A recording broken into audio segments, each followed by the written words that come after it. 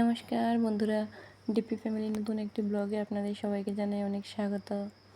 সকালবেলা ঘুম থেকে উঠেই কাজকর্মে লেগে পড়লাম। এই যে মাম্মা আমার পুজো দিচ্ছিল ওখানে ঢুকে, তো ওরা এখানে পুজো রেডি করছিল। শুনুকে বললাম পুজো দিয়ে দিতে, আর আমি এখানে রান্নার জিনিসগুলো রেডি করছিলাম।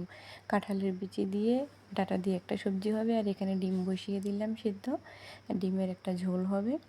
তারপরে আজকে কি প্রতো রান্না কিছু নেই আমাদের, তার জন্য এটা হচ্ছে। আর এখানে মাম্মার জন্য একটা আপেল সেদ্ধ বসিয়ে দিলাম। নর্মালি আমি কুকারের মধ্যেই করি আপেল সেদ্ধটা, আজকে একটু কুকার অন্য একজন নিয়ে গিয়েছিল। আর এখানে হবে হচ্ছে একটু সজনা পাতার বাটা হবে। তো আমি রান্নাগুলো রেডি করছিলাম ওইদিকে। আর মা এখানে কালকে খই ভেজেছিল, তোমাদেরকে তো দেখাতে পারিনি, ভীষণ বৃষ্টি ছিল। তো কালকের ব্লগটা তো করা হয়নি তোমাদের সাথে, আমি অন্য একটা ভিডিও শেয়ার করেছিলাম। তো মা এখানে খই ভেজেছিল, ভাজার পরে এগুলোকে বাচ্চা মামার জন্য কি কোনো কাজ করতে পারে? সব কাজে এগিয়ে এগিয়ে আসে, কিন্তু কী করবে, যতটুকু পারছিল করছিল। অম্বুবাচী আসবে তো ওটার মধ্যে আমাদের এখানে ছাতু করা হয়, ওটার জন্যে মা রেডি করছিল।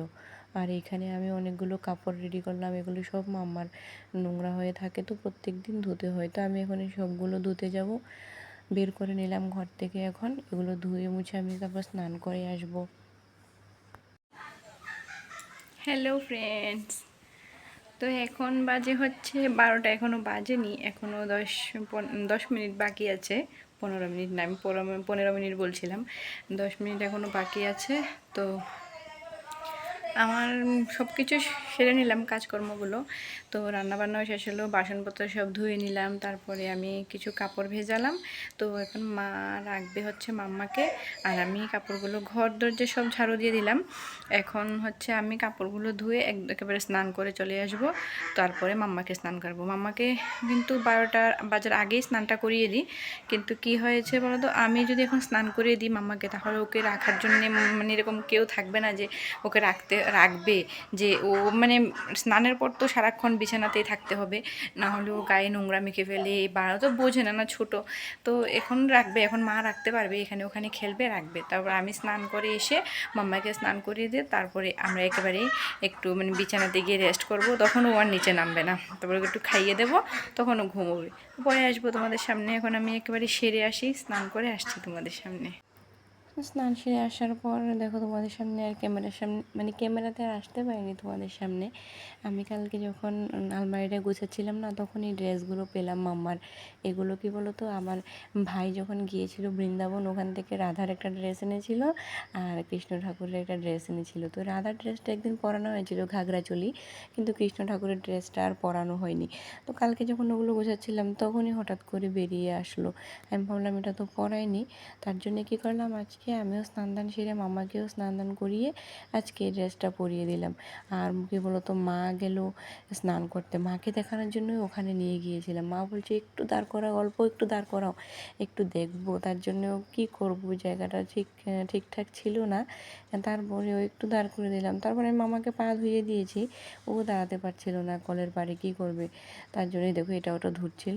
তারপরে তবুও কোনো রকম একটু দাঁড়ালো। আর এই যে দেখো ড্রেসটা পরে বাবুর সামনে এসে, মানে আমার বাবু, আমার শ্বশুরমশাই, ওনার সামনে এসে কী করছিল এই যে দেখানোর জন্য। তো বাবু একটু কথা বলছিল ফোনে, তারপরে মামা বাবাকে দেখিয়ে দিল যে এই দেখো আমি সুন্দর ড্রেস পরেছি। বাবু বারবার বলছিল তুমি সাজু করেছো। ও তো ভীষণ খুশি এগুলো পরে। ওর কিন্তু ঘুম আসছিল, কিন্তু ও ঘুমায়নি, কী করবে বলো, খুব খুশি হয়ে গিয়েছিল। তারপর ওর খুব গরম লাগছিল, আমি খুলে দিলাম ড্রেসগুলো ওর থেকে। কী করবে, ছোটো মানুষ তো, নতুন ড্রেস একেবারে। তো এখানে স্নান করার পরে আর আমি মাম্মাকে ড্রেসটা পরেছিলাম, যেহেতু ঘুমাবেও তার জন্য তাড়াতাড়ি করে পরিয়ে দিলাম। আর আমি তখনও সিঁদুর টিঁদুর পরিনি, একটু মানে স্নান দান করে তারপরে একটু রেডি হইনি। আর এখানে দেখো একটু সিঁদুর পরলাম, টিপ পরলাম, এগুলো পরে নিলাম। তারপরে বিকেলবেলা এই যে দেখো, আমি যেহেতু বাড়িতে যেতে পারছি না, অনেক দিন হয়ে গেল, বা আমাদের একটা মানে গরু আছে, ওইটা বাছুর দিয়েছে, তার জন্য মাও আসতে পারছে না, গরুটাকে দেখতে হয়। এর জন্য মা কী করলো, গাড়িতে আম, কাঁঠাল, আনারস এইগুলো সব কিছু দিয়ে দিল। তো গাড়িটা কী বলো তো, আমাদের বাড়ির সামনে দিয়ে যায়, মানে আমার শ্বশুর বাড়ির সামনে দিয়ে যায়, তার জন্য এখানে মানে গাড়ি দাঁড় করিয়ে জিনিসগুলো নেওয়া যায়। তো বাবু গিয়েছিল দোকানের সামনে, বাবু গিয়ে এইসব জিনিসগুলো নিয়ে আসলো। মা কী কী দিল এই যে দেখো, তোমাদের সাথে সব শেয়ার করে নিলাম। আর একটা আম কী বলো তো, কাটাও হয়ে গেল, যেহেতু বৃহস্পতিবার ছিল, মা লক্ষ্মীকে পুজো দেওয়া হয়েছিল। আর দেখো মা দুধও পাঠিয়েছিল। তো দুধের ঘটনাটা কী বলবো তোমাদেরকে আর, দুধ দেয়নি আজকে, আমরা গাড়ির থেকে দুধ নিই, ওরা আমাদেরকে দুধ দেয়নি। ওনাতে রান্নাবান্না বসিয়ে দিলাম। ভালো লাগলে সবাই লাইক কমেন্ট শেয়ার করে দিও। আজকের মতো ব্লগটা আমি এখানেই শেষ করছি। সবাই ভালো থেকো।